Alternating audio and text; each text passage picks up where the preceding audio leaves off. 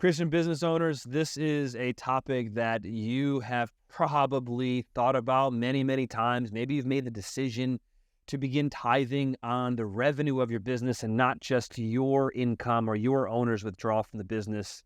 Or you're here wondering, should you tithe on your revenue? And if so, what if I'm making a significant amount of revenue above what maybe a small business would be making? Maybe your business is making $1 million a month, $10 million a month. And now you're wondering, should tithing be a part of your strategy? Let's face it, tithing, even from a non-business perspective, is a big topic. People wonder if tithing is for today or if tithing ceased after the new covenant. Tithing is first mentioned, for those of you who don't know, maybe you're new to the Lord, it is mentioned in Genesis 14, where Abram, who is the father of our faith, the Lord changes his name to Abraham. Abram gives a tenth of everything after a battle to Melchizedek. And then we fast forward, we see that tithing is a natural part of life for the Israelite people. And I would argue, and scholarship argues, that tithing actually wasn't just 10%. It was like 24 to 26% of the income, and it wasn't on the income that we would have in coinage. It was on the harvest. It was always on food. Even when Jesus mentions tithing in the New Testament, he says you tithe on cumin and spices. It has been a food harvest, a harvest that has been given to the Lord, even in the famous Malachi 3:10 verse, where the Lord says to bring your tithe into the storehouse and you'll be blessed. I will say this. I do see that Scripture clearly talks about tithing being of the harvest. My perspective, after doing as much of a deep dive as I can on it, food is something that the Israelites needed to survive. I'm sure farming in that day was not easy. Irrigation had to happen. You had to find rainwater. You had to struggle to get food. And so when you gave the Lord a tenth or more of your food, you're basically saying, I trust you to provide for me. So I'm going to give you a percentage of my harvest, and it's a sacrificial percentage, but I'm going to rely on you to keep me afloat. I'm going to rely on you to increase my tent pegs. I'm going to rely on you to do that. And in today's world, we see revenue and we see our personal income in a similar fashion. Now, coins were around in Abram's day. We see coins being mentioned all throughout the Old Testament, and certainly in the New Testament after the New Covenant. So we can't argue that money was a tithe because it doesn't say it. It says the harvest was a tithe. But today, I look at this from a modern lens. I don't know about you, but it's real easy for me to go and get food, a little too easy, actually. And so when I think about giving sacrificially, it's not on the food anymore because that's prevalent. It is on what I hold near and dear is my income. And so I'll give a tenth of my income and more if I want to bless someone else. I will give that because that's my sacrifice, because I'm no longer harvesting food in a desert situation. So that's my perspective, and that's as far as I'll go with the theology. I want to take this to the business side of it. As a business owner of a sole proprietorship or an LLC, you generally are the managing partner of your business. You're able to make decisions for your company that are binding, and you generally don't have to ask someone for permission. Okay, so if you have revenue coming in, you can decide very quickly if that money should be given to the Lord on top of what you're taking out from the business, or should you only be tithing on what you take in as a business owner. So I can't say you're right or wrong about both scenarios, but I will share a more personal story of my wife and I's photography business. She owned the business before we got married, and then when we became one unit, we owned the business together. She had been tithing on the gross of her revenue since the beginning, and the Lord blessed her business tremendously. I've seen it. I've seen her business flourish even during times of COVID, in hard, situations personally. Her business has always flourished to the point of where sometimes it gets a little hectic for her, mainly, and then I try to support as much as I can. But she's been tithing. So the way we look at it is I sort of have a perspective, and she does too, of business that I want you to position yourself into. There's a lot of gurus out there that will talk about your increase and your gain, what you can get and how you can get ahead. But I want to kind of step back and say, you don't own your business. Let's just put that out there. If you say, I own my business, you're saying that this is mine and it's not the Lord's. Okay? So what are you tithing on? Abram tithed on everything, because from Abram's perspective, his increase and his decrease and whatever he had was from God. He relied on the Lord for all of his sustenance, not just the 10%, but the entirety. And then the Lord said, all I need is this percentage. You can keep the rest. I just need this percentage. So from our perspective, the Lord is the business owner, and we are the stewards of our business. And so we can make the executive decision to say, yes, we're going to tithe on our business. My wife and I have the small LLC, but I have an S Corp with shareholders and investors and people that are expecting a return on investment. Now, they knew going into it, I am a Christian business owner. But I will say, I didn't think about tithing. I thought about the problem we're trying to solve, raising money, getting a product out there, making sure that customers were happy, and growing a business. It wasn't until, and I have this book here, it wasn't until Covert Cows, and I always forget his name, Steve Robinson.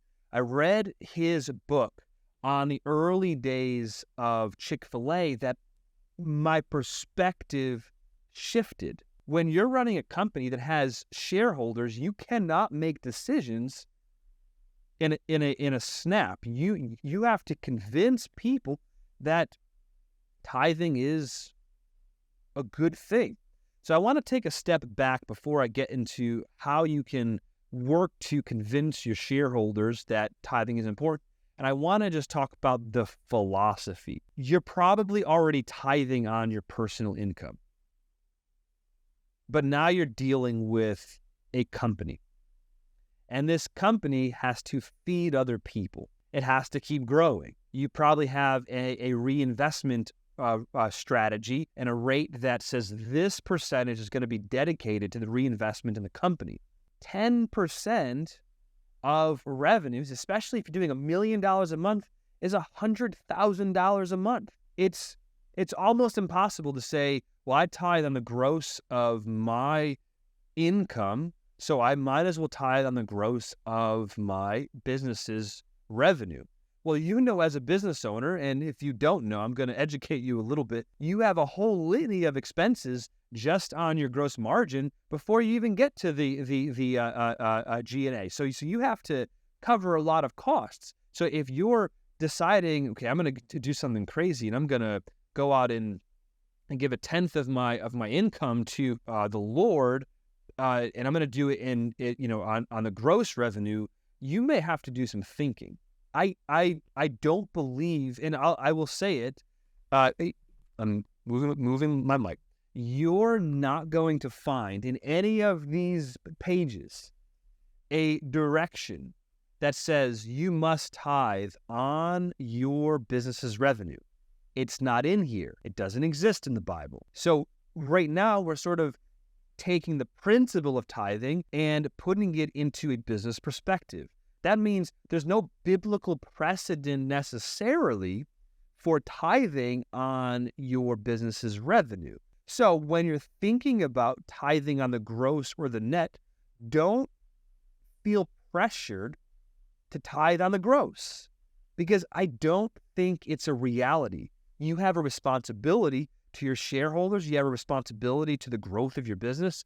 You have a responsibility to your stakeholders and to those who are affected by every decision that you make within your company. So it's a better strategy if you want to tithe on your growing business's revenue to tithe on the profit of your business. If you're going to tithe, don't tithe on the gross revenue, tithe on the net profit. And don't feel bad when you've made that decision, and don't let any condemnation come over you to say, well, I tithe on the gross with my personal finances. Yeah, this is different. You have a lot of shareholders, as I talked about, as stakeholders that rely on you to make good, solid decisions. So let me read to you what Covert Cows says on page 63, chapter 4. It says, my eyes, this is, I always forget his name. This is Steve, who's writing this and coming from his first-person perspective. He says, my eyes landed on a line that showed Chick-fil-A's charitable giving, and it was about 10% of the corporate profits. So it was about 10%. He doesn't say it was 10%. Okay, so there's some flexibility even from Chick-fil-A's perspective, but it's about 10%. Truett, who's the founder of Chick-fil-A, was tithing corporate profits, and Steve couldn't believe this. As a sole owner of Chick-fil-A, he might have directed that portion of income to go to his personal bank account or reinvested it in the company, and that goes into your reinvestment strategy. But he believed Chick-fil-A was, and this is where my perspective has changed, and I did believe this before I read this book, but it's furthered my understanding of how to think about my business. He believed Chick-fil-A was God's company, and Truett saw himself as a steward of the asset more than an owner. So we talked about it before, being an owner of your business or being a steward of your business. Which perspective is postured for the blessing of the Lord? I believe it's being a steward and not an owner. And I will say this, Steve outlines Malachi. We talked about it, 3:10, for the blessing of the Lord here. But I would argue that if you consider yourself to be the owner of the business and you've put that on yourself and you're sort of holding, your business hostage in your hands, not like this, and saying, Lord, I worship you, I praise you, you're everything to me, and you're giving 1/10 of your net revenue as a tithe because you have to, or you feel like it's something that you need to do, there's no blessing there. There's no right heart there. We don't give because we have to. The New Testament is clear. We give joyfully because we want to, sacrificially because it's a good thing, because everything is the Lord's and the fullness thereof. And just like the Acts church, where they were giving everything to the believers and they were living one with each other, it's because giving was something Jesus did. And if you've read the book, my wife likes the book, The Blessed Life, whether he comes under your theology or not, one important aspect there is Christ gave everything. God gave his son, and because God gave his son and Jesus laid down his life, and he did that willingly and freely, went to the cross, we as sons and daughters of the Most High should give freely and not expecting anything in return. But again, if you're just giving because you feel it needs to happen, I don't think there's a blessing there. But I do believe that there's precedent for a blessing when we give freely. And I believe Truett Cathy's life and Chick-fil-A's life is a testament to that. And I do believe that my wife and I's life is a testament to that, when we just opened our hands and said, Lord, I give you everything. And I had a problem with that as a young entrepreneur, where I was always stressed out and just saying, oh, like I need to be successful. I need to be successful. How am I going to do this? I would space out. I would have problems communicating with people because my mind would be focused on the business and the problems and all of that. And then when this concept of stewarding versus ownership came into play, and the concept of tithing on the net revenue of my business, it said, I'm trusting you, Lord, with my company because I don't own it. So I'm going to use the word my loosely. It's going to happen in conversation, but the reality is, this is yours, God. It's not mine. So I'm going to give a tenth of my revenue, of my net profits to you to do good. So let's get to the next piece of this. If you're here and you're hearing my words and you're thinking, okay, I'm going to give a tenth of my net revenue, or maybe you're here and you're going to give a tenth within your marketing budget, because it can kind of go into that, and I'll explain why in a second. Or maybe your corporate social responsibility aspect. Wherever the case may be, it's okay. There's no particular rules on where it should come out of, but I believe personally it's going to be on the tenth of your net revenue, because that's the money that you use for the reinvestment of your business. So invest in the kingdom and build his house, and he will build your house. So let's talk about it from a perspective of a growing business, a larger corporation, a business that you can't make, even as a CEO, you can't make quick and snap decisions. You have to talk to the board. You have to talk to your shareholders. You have to convince people that this is a good idea. So first, I would say you don't necessarily need to call it a tithe. Now, that may not be the ideal perspective for you, but I don't think you need to call it a tithe. I do believe you should have your basis for why you're doing this to be something biblical or something that you're doing for the Lord, and people should know that, but you don't have to come out and say it's a tithe. Why? You're talking to your shareholders, you're talking to your stakeholders and saying, let's give a lot of money. Let's say you're, doing $60 million in revenue. You're operating on like a 30% margin, and after costs and all of your expenses are taken care of, you're at about $9 million, let's just say, yearly for reinvestment and net. And let's just say, $9 million times 10%. Whew, that's a lot of money. That's over $900. That's $900,000 that you're saying give to something religious. So, being wise as serpents and harmless as doves, I would suggest you going to your board, going to your shareholders and say, our company is blessed. I pray for our business. The Lord is in our business, and I trust the Lord. But I believe as a Christian founder, we need to do good with the money that we bring in beyond just reinvesting it into our company. And from a strategic perspective, it's a great opportunity for public relations, getting out into your community and doing it from a sacrificial perspective. This is 10% of your profits. So it's not a small amount, right? But you can come at it from a corporate social responsibility aspect and a PR aspect to get your stakeholders on board. And who wouldn't get on board with giving back to people? Now, Chick-fil-A's story, they hire a community director for each of their locations, and that community director's sole job is to get Chick-fil-A into the community.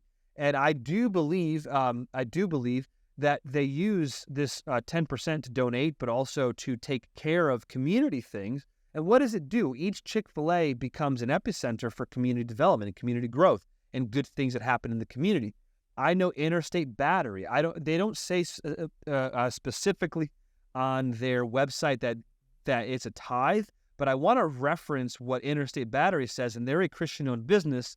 They cite 1 Peter 4:10, which says, each of you should use whatever gift you have received to serve others as faithful steward, there's that word again, of God's grace in its various forms. So from this perspective, they hire chaplains all throughout the country on their payroll to do good at all of their facilities and factories and places that they do business in. They have actual chaplains that they work with and pay their salaries. And this verse guides their giving. Again, it's that steward word. I'm stewarding and being faithful to what God has given me. And because of that, I'm going to give outwardly from our revenue. I haven't looked into the revenue. They don't mention tithing like we see in this book. Maybe you know someone at the company and they talk about tithing as important. But the case is that it's not necessarily tithing that they're doing, but they're taking this principle of giving and they're making sure they're being faithful with what God has given them. So to sum everything up, there's no real good answer. I hate to break it to you to say, should you tithe or shouldn't you? But I do believe, it's not a sin. You're not going to hell. You're not under God's wrath if you don't take a percentage of your revenue and you tithe. But I will say this, the New Testament is filled with verses on giving sacrificially, verses on doing good for others, verses, as 1 Peter 4:10 says, stewarding and using your gifts to bless others. So don't think of your business as just your sweat and hard work. Think of your business as something you steward that God has given you as a gift. What it does is it allows you to divorce yourself from having to make it successful. And all you're doing is saying, Lord, whether this is successful or not, I trust you. I trust your vision for this. I trust what you want to happen in this business. And I'm going to sacrificially give to my community and those around me in order to bless people with the gift that you have given me. And that brings up the last point. Where does the money go? What if you're, making significant revenue? How do you deal with that? I think it's very simple. You don't have to give it to just your local church. I don't know if they could handle $100,000 a month, in donations. Maybe they can, but the reality is probably not. In this case, you can set up a percentage system where a percentage goes to your local church as the owner of the company, as a CEO, bless your local church. Maybe you bless the other local churches in the area. You start from there. You further the kingdom of God. You take a percentage of that and you, fund missionaries, fund kingdom work. I would say kingdom work should be first, right? That's sacrificial. That doesn't necessarily give you the best PR in your city or state or country. That is purely saying, God, this is yours. No one's going to hear about it. I'm going to give it to missionaries and people that no one's ever going to know, but it's kingdom building work. And you work from the kingdom building aspect down to your community. And there you use CSR to produce results for the gospel. So you don't just think of CSR as giving so that you can have your name on a plaque or have a good life for your company, but you give to say, how can I benefit the kingdom in my community, and how can I display the gospel through my giving? I believe that strategy is a great strategy for the 10% of your net revenue that you would use as your tithe. And just to let you know, Chick-fil-A also gives on their net. They don't give on the gross. It doesn't make any sense to. So I would say do that, and I think this is a great recipe for keeping your conviction of tithing in your business and doing it in a way that is responsible to your shareholders, your stakeholders, and you. So if this is helpful, like, subscribe, comment, share your thoughts on tithing. Does your business tithe?